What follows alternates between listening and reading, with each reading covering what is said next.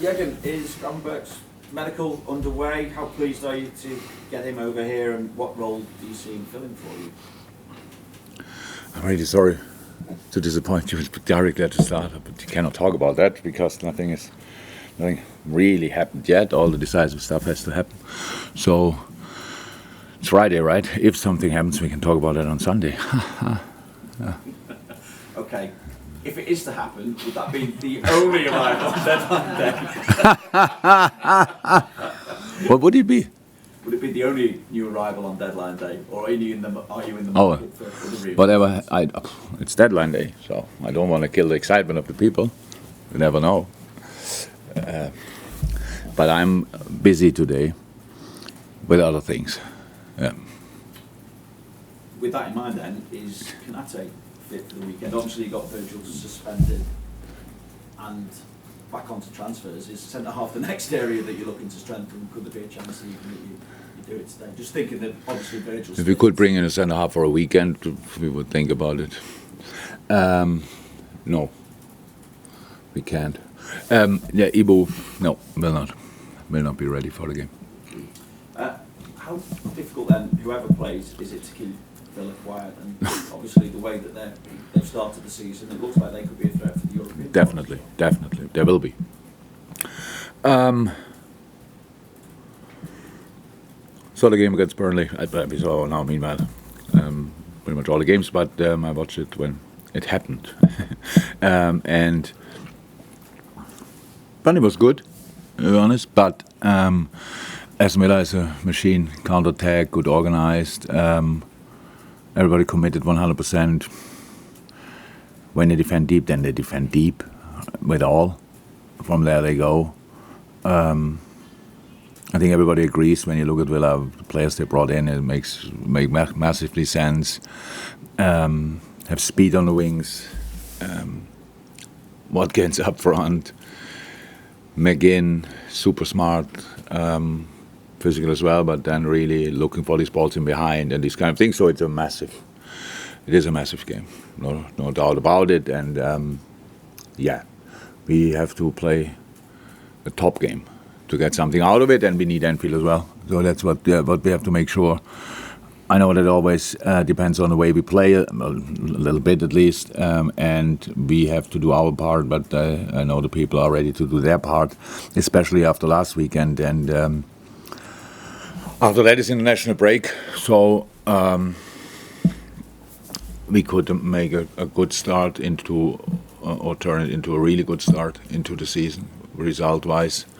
But a massive 115 minutes in between now and then. And sorry to ask once again, but just to check, has there been any offer at all for Mo Salah as yet? And I take it that your position, the club's position, remains the same as regards if an offer were to come in. So the position remains the same, absolutely, no doubt about that. We cannot. That's how it is. But nothing else to say. No offer. Not as far as that I know, but that doesn't mean a lot, to be honest. Thank you. Morning, Lou. Hi. Just on other team news, just wonder about Thiago and Curtis Jones. Yeah, Curtis is back in training fully. Thiago not. Thiago had a little setback. Started training with the team and had a little setback, so we have to slow down there a little bit. It's not cool for him, it's not cool for us, but it's how it is. And Thiago will use the international break for that. Then obviously to be up to speed, I'm pretty sure that should be hopefully enough for him then. And all the rest, until now, all the rest is available. What impact last week's game what did it have on Darwin? Because I guess strikers obviously thrive on confidence. What impact has that had on him? Yeah, massive. It's clear. It's what he wants, what we want. It's exactly how it should have been, being a massive threat. You could, of course, see it the next day, but everybody could feel it. This game was massive. It was, and the way it happened, all these kind of things. It looked for a while, for 10, 20 minutes, like everything goes against us. Not destiny. We had our hand in that, but how the boys fought out of that was pretty impressive, and so now we should try to do that with 11 players. That would be helpful. Yeah, and overall, without knowing what's going to happen today on deadline day, how would you assess the business with the incomings that you've had and the balance of the squad right now that you have now? Have you been happy with how it's... Yeah. Look, it's like that. We pretty much have to reinvent the team. We have to. The midfield is now already and will be completely new. Over the last few years, we had to do the same with our front line.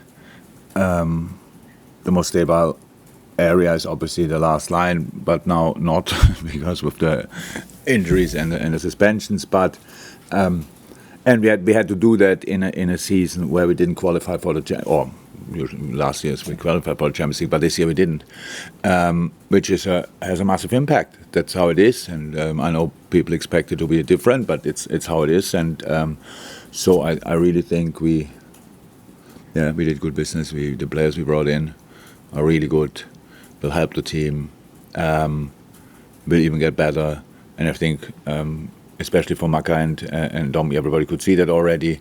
For Endo, it's a massive step, massive change in the way he used to play and the way we play. So that needs obviously a bit of time to get there, but it's no problem. And so I really like the team. Not to say I love the team. When I look at it before we start a game, and you look at the lineup and you look at the option on the bench where the last week's now a bit young, but even that is great. I think everybody loves it when Dog is coming on and when he's having his minutes in these kind of games. All the boys, Stefan is back in full training.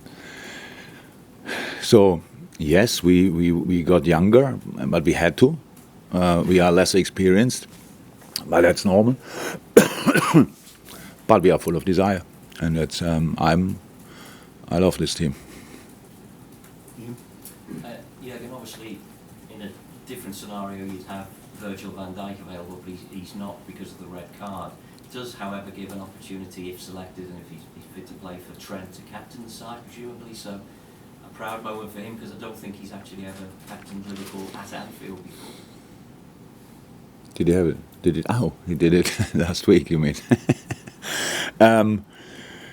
Yeah, for me it's a bit difficult to think myself in that situation. I was captain for a long time, not at a club like Liverpool, but it was more work than honor, to be honest, as far as I remember it. But probably it would be a massive honor for him. But thank God he could practice it a little bit last week, so he might not be. He's used to the different weight on the left arm, I think. So yeah, that's it. Could happen, and if it happens, he's ready for it, I'm sure. How impressed were you with him last week, the way he kind of navigated his way through the game after that difficult start? Yeah, super. I think a lot of people would have thought, and I thought as well for a minute or two, do we have to change him?